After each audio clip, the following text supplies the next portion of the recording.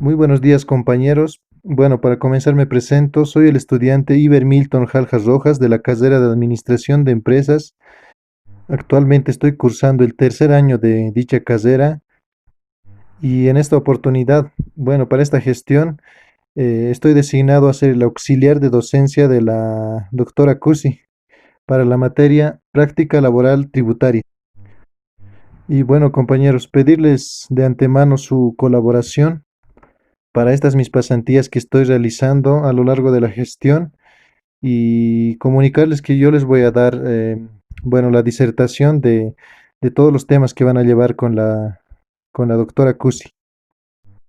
En esta oportunidad les voy a dar a conocer los temas 3, que sería las autoridades en materia laboral, y el tema 4, que son las normas laborales, derechos, obligaciones del trabajador y empleador vigentes en Bolivia. Bueno, comenzamos con el tema 3, autoridades en materia laboral. Autoridades laborales en la vía administrativa. El Ministerio de Trabajo. El Ministerio de Trabajo es el encargado de supervisar las relaciones laborales, pensión y seguridad social en Bolivia. Es el único ente regulador en materia laboral. Autoridades laborales en la vía jurisdiccional. La Jurisdicción Especial de Trabajo y Seguridad Social se ejerce de modo permanente. A. Por los juzgados del trabajo y seguridad social, como juzgados de primera instancia. B. Por la Corte Nacional del Trabajo y Seguridad Social, como Tribunal de Apelación y C. Por la Corte Suprema de Justicia en su sala social y administrativa, como Tribunal de Casación. Esto nos indica el Código Procesal del Trabajo en su artículo número 6. En su artículo número 7 nos dice: los magistrados y jueces no pueden dictar reglas o disposiciones de carácter general que tengan por objeto la interpretación de las leyes aplicables a los juicios sociales. Tampoco pueden aprobar, censurar o corregir la interpretación de las leyes hechas por sus inferiores en el orden jerárquico, sino cuando administren justicia en virtud de los recursos que las leyes establecen. El capítulo segundo de la Corte Suprema de Justicia, en su artículo número 11, la Corte Suprema de Justicia conocerá las causas de responsabilidades de los vocales de la Corte Nacional de Trabajo y Seguridad Social y en su sala social, los recursos de casación y otros que se interpongan de acuerdo con este procedimiento.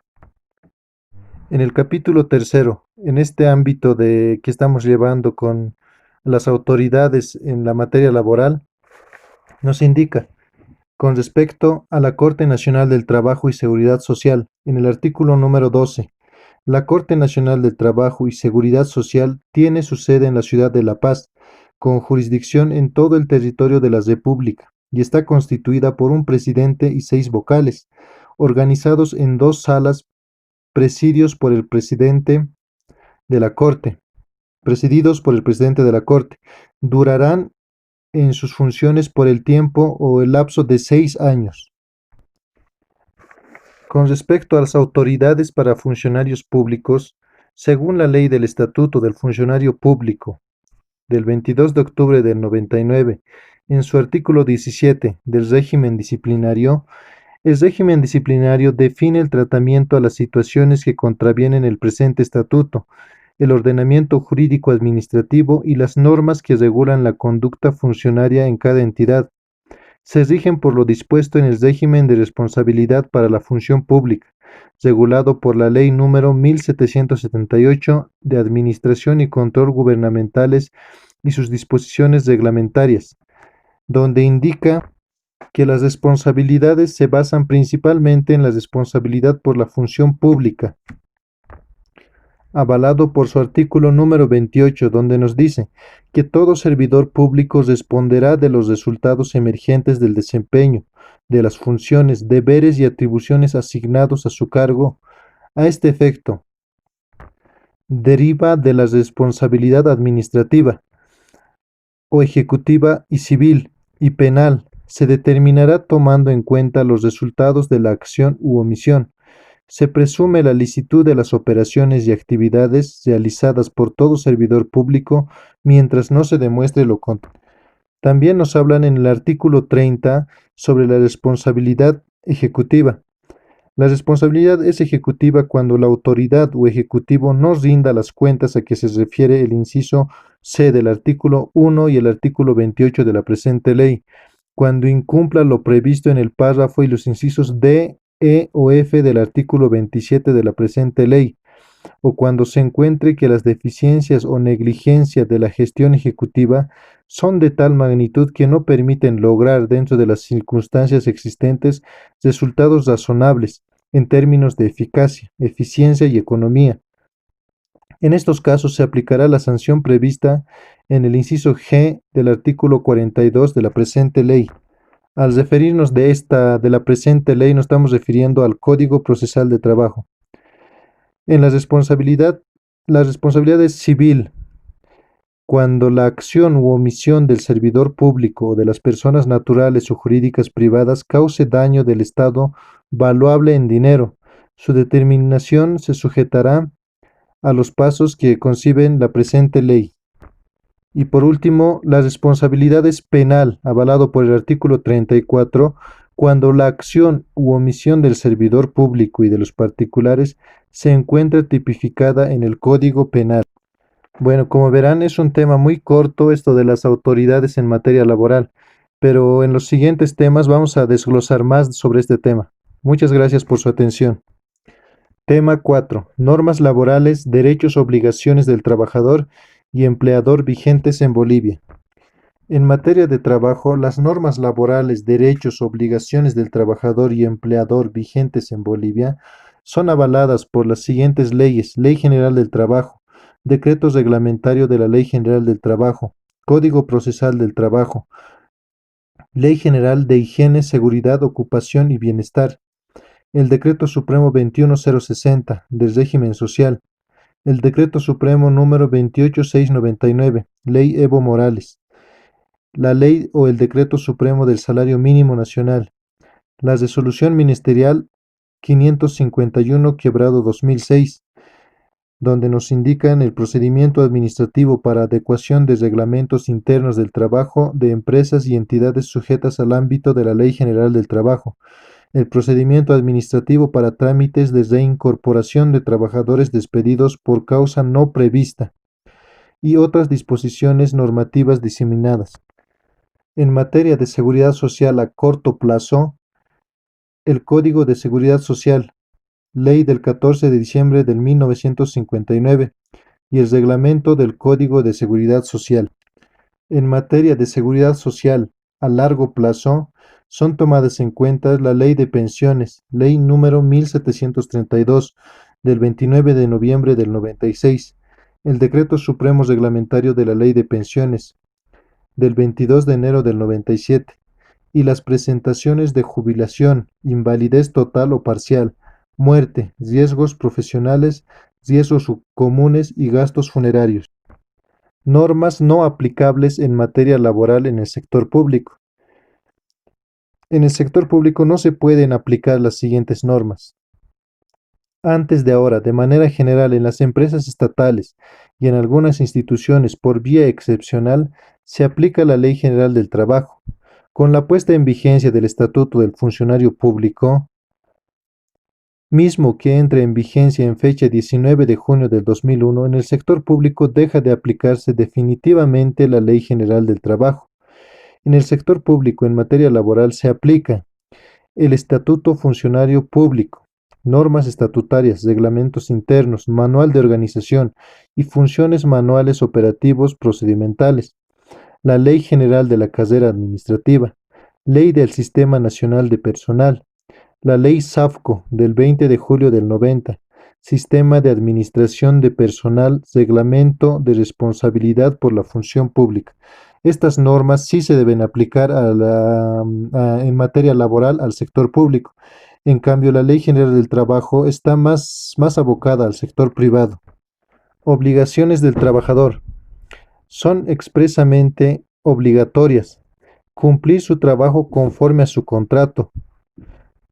Trabajo diligente y eficiente. Guardar fidelidad a la empresa. Observar una adecuada conducta moral. Observar las leyes laborales y reglamentos, así como normas sobre la seguridad industrial. Conservar los sectores de la empresa. No hacerle competencia desleal.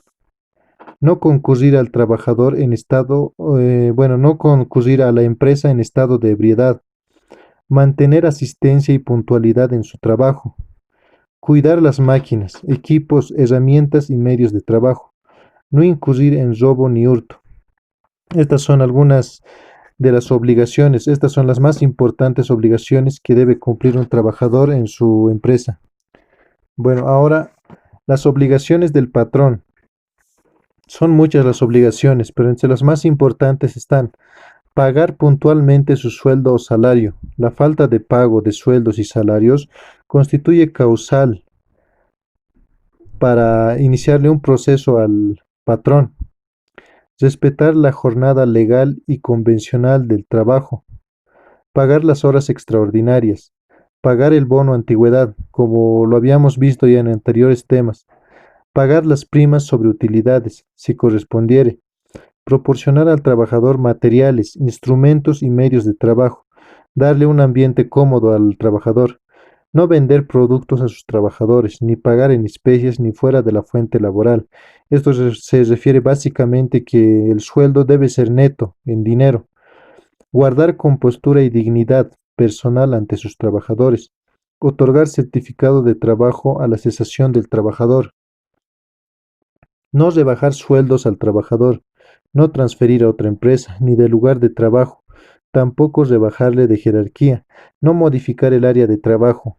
No modificar el contrato. No ejercer presiones psicológicas que hagan insostenible la actividad laboral. Cada una de estas causales implican despido indirecto. Cumplir con las leyes laborales y sociales respecto al trabajador. Llevar los libros y registros de asistencia del personal. Presentar las planillas de sueldos y salarios, aguinaldos, primas, finiquitos, contratos para su visación al Ministerio de Trabajo conforme a la ley. Obligaciones patronales inherentes a registros y matrículas en materia social para realizar oportunamente. Estas son las obligaciones que el patrón debe seguir, debe realizar para cuando haya aperturado su empresa. Registro y matrícula en el Ministerio de Trabajo para fines de fiscalización a cumplimiento de leyes sociales. Esto se llena a través del formulario único de registro del empleador. También debe cumplir con lo siguiente: registro y matrícula entre la Caja Nacional de Salud para fines de la seguridad social a corto plazo. Requisitos que deben cumplirse para registro del empleador en el Ministerio de Trabajo. El plazo para la inscripción es de 90 días, desde la fecha de iniciación de actividades, bajo conminatoria de multas. Es decir, que tiene 3 meses una vez hayan comenzado sus actividades. Para esta inscripción debe llenar lo siguiente: llenar formulario único de registro del empleador, declaración jurada y firmada, fotocopia del NIT, de número de identificación tributaria, la fotocopia de cédula de identidad del propietario o del representante legal, copia de la planilla de sueldos y salarios, llenado y firmado según modelo del Ministerio de Trabajo, boleta del depósito bancario a nombre del Ministerio. Clasificación de los derechos laborales del trabajador. Los derechos laborales del trabajador se clasifican en beneficios sociales.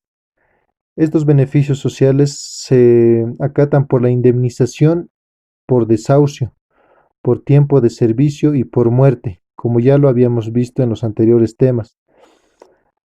También se clasifican en los derechos sociales, como pueden ser los sueldos y salarios, las horas extraordinarias, sueldos dominicales, vacaciones, aguinaldos, bonos de antigüedad, primas, etc. También el salario dominical, que está avalado por la ley Evo Morales Ayma, el decreto supremo 29010 del 9 de enero del 2007. Con eso hemos terminado, compañeros, los capítulos 3 y 4. Bueno, muchas gracias por su atención.